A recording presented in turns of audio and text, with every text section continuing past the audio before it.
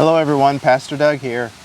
It's been a week since I have made anything. A lot of things have been going on, but I'm back to reading the Bible. So we are on Genesis chapter 38. So get out your Bibles and find Genesis chapter 38 and we will get started. Here we go. At that time, Judah left his brothers and settled near Aldumite, named Hirah. There Judah saw the daughter of a Canaanite named Shua. He took her as a wife and slept with her.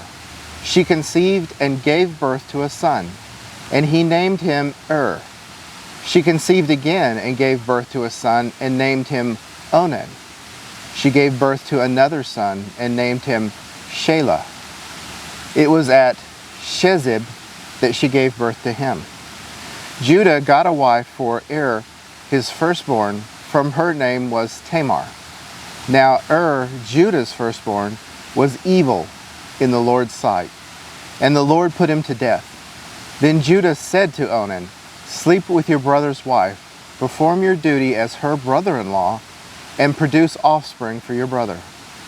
But Onan knew that the offspring would not be his, so whenever he slept with his brother's wife, he released his semen onto the ground so that he would not produce offspring for his brother. What he did was evil in the Lord's sight, so he put him to death also. Then Judah said to his daughter-in-law, Tamar, "Remain a widow in your father's house until my son Shelah grows up," for he thought he might die too, like his brothers. So Tamar went to live in the father's house. After a long time, Judah's wife, the daughter of Shua, died. And when Judah had finished mourning, he and his friend Hirah the Aldumite went to Timnah to his sheep shearers. Tamar was told, "Your father-in-law is going up to Timnah to shear his sheep." So she took off her widow's clothes, veiled her face, covered herself, and sat at the entrance of Enaman, which is on the way to Timnah. For she saw that through Shelah had grown up, that she had not been given to him as a wife. When Judah saw her, he thought she was a prostitute, for she had covered her face.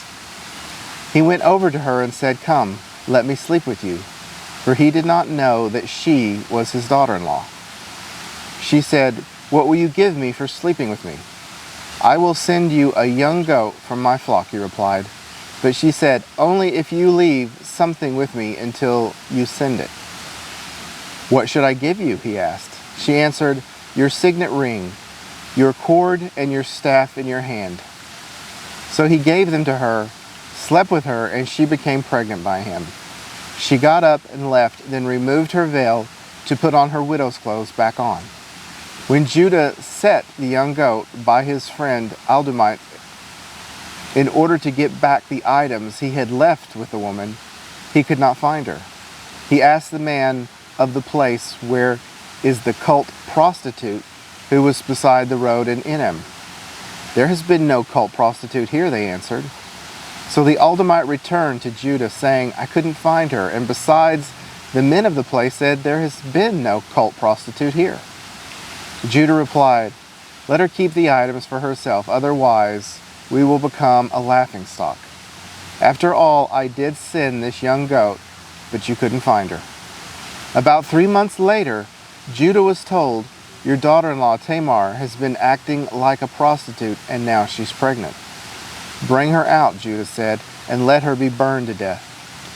As she was being brought out, she sent her father-in-law this message, "I am pregnant by the man whom these items belong."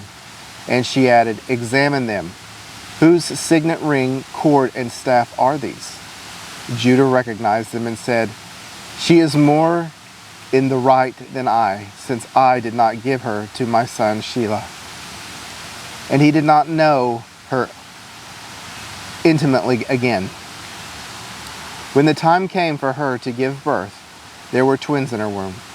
And she was giving birth, one of them put out his hand, and the midwife took it and tied a scarlet thread around it, announcing, This one came out first. But then he pulled his hand back. Out came his brother.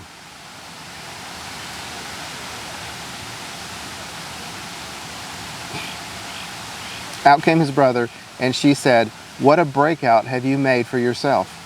So he was named Perez.